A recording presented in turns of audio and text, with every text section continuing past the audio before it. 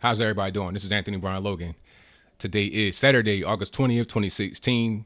And yesterday and on in today, I saw a video that a lot of black folks on my timeline on Twitter and Facebook are kind of outraged about.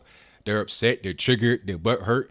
They're a little bit of everything about this video. But one thing I haven't really seen anyone do is refute the accuracy of what was said in the video. Now, if you don't know what I'm talking about Donald Trump doing a campaign stop in Michigan, where he said a few things about the African American community and how he would be able to get the black vote and what he would do for African Americans in general.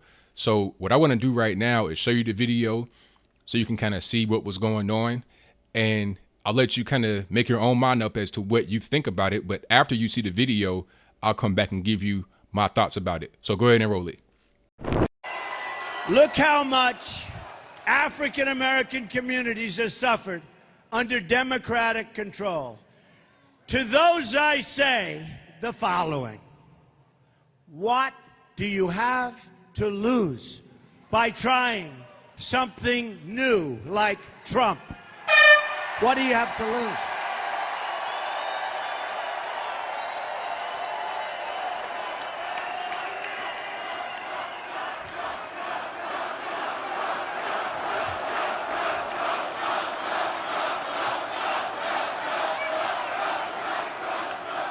I say it again, what do you have to lose? Look, what do you have to lose? You're living in poverty, your schools are no good, you have no jobs, 58% of your youth is unemployed. What the hell do you have to lose?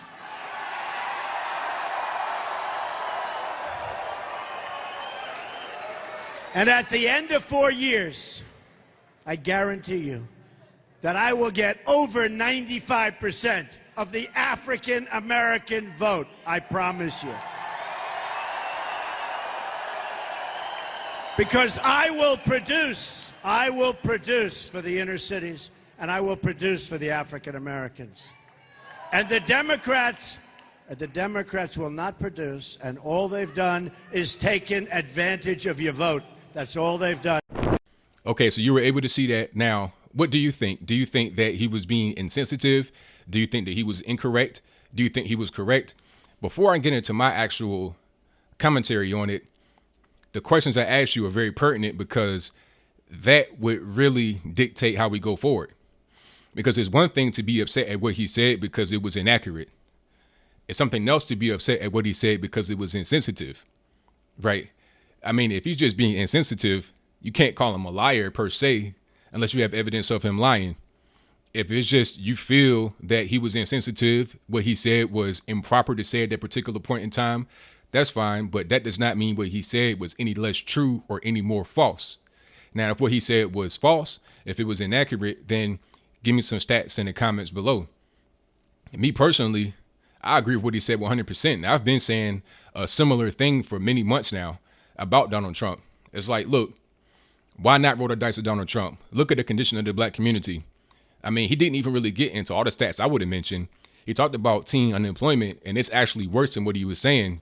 Because if you go to a place like Chicago, I mean, the teen unemployment is right around 88, 90%.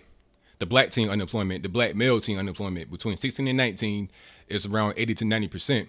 Now, some people that may not necessarily be familiar with economic stats, they may say, well, why is that a bad thing? If you're a teenager, you should be in high school. You shouldn't be focused on work. But that's not really true, because when you're a teenager, that's when you first get into the workforce. That's when you first get your foot on the ladder of success. You got to be able to start somewhere. So when you 16, 17 years old, you get your first job working in a restaurant, you know, busting tables, doing whatever you got to do, McDonald's. Those are jobs you get early on in life. Maybe you get an apprenticeship. That's how you start to develop skills, right? You started early. When you try to be 21, 22, 24, getting your first job and just trying to develop skills, you're already behind people that have been starting since they've been at least 16, maybe even 14 if you got a work permit, or even before then if they had parents, if they had fathers that would teach them the rules of the trade.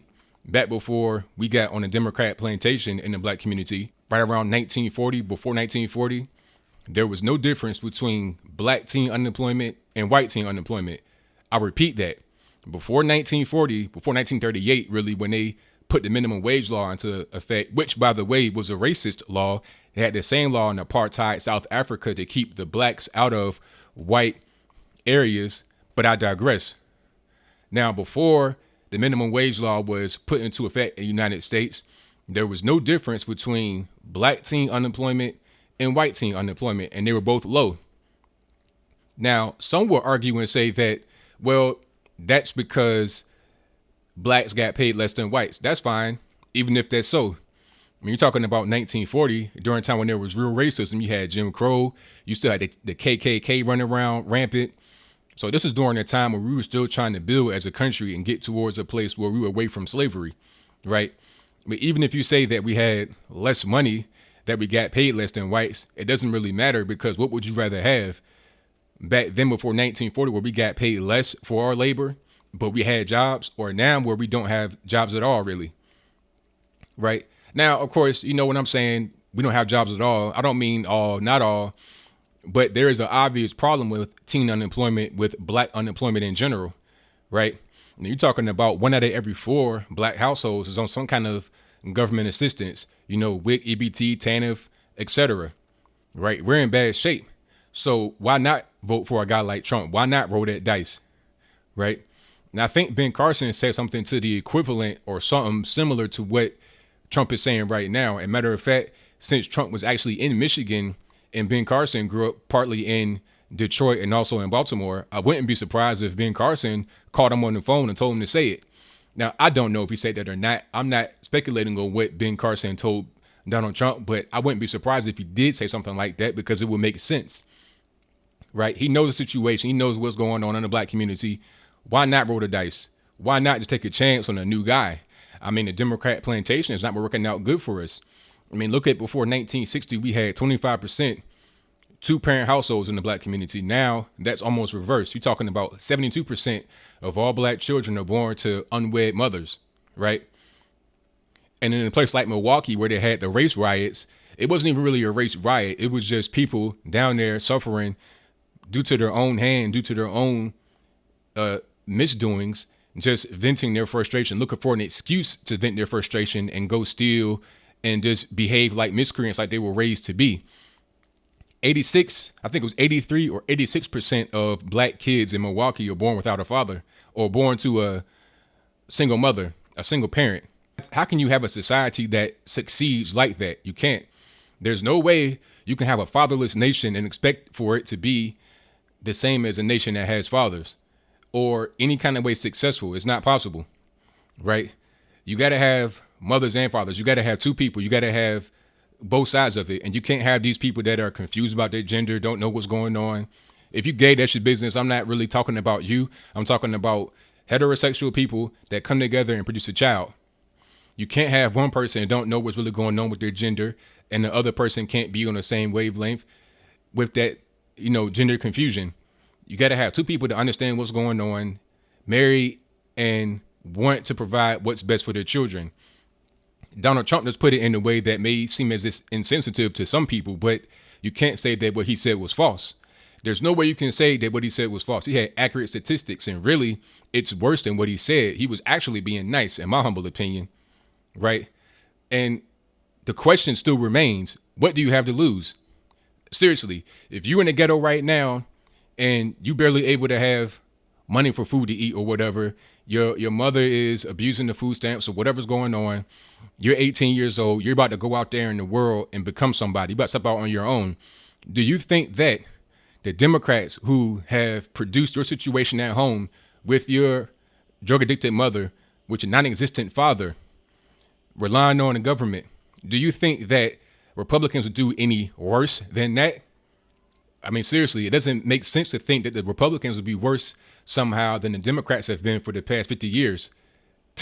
I mean, logically, to take a chance, roll the dice with Donald Trump, it can't be any worse than what it is right now. So that's all I got to say about it. I mean, what say you? Do you think that he was insensitive, Donald Trump, that is, with his statements in Michigan? Do you think that he should have been used more tact? I mean, before I get into my what do you think, my final thoughts on that are, at times you need someone to say something that's straight to the point and may kind of hurt your feelings a little bit. Because honesty at the end of the day is the best policy, and you can't just go on living a lie, trying to tiptoe around what's going on. You got to get down to the root, to the core, and fix it. If you have cancer, there's no need to try and treat the ancillary symptoms to try and cure it and get down to the core, even if it hurts, because once you cure the actual cause of the symptoms, then you'll be able to go forward in life and live more productively rather than struggling the way you are now, and just trying to deal with the symptoms and not dealing with the actual illness in an effective way. Or do you think that I'm wrong, right? Am I wrong about what I'm saying? Is Donald Trump a racist or whatever? Do you agree with me? Whatever your comments are, let me know in the comments below. And that's all I got to say for this video. If you like what you heard, please comment, rate, share, and subscribe. Peace. Look how much African American communities have suffered under Democratic control. To those I say the following: what do you have to lose by trying something new like Trump? What do you have to lose?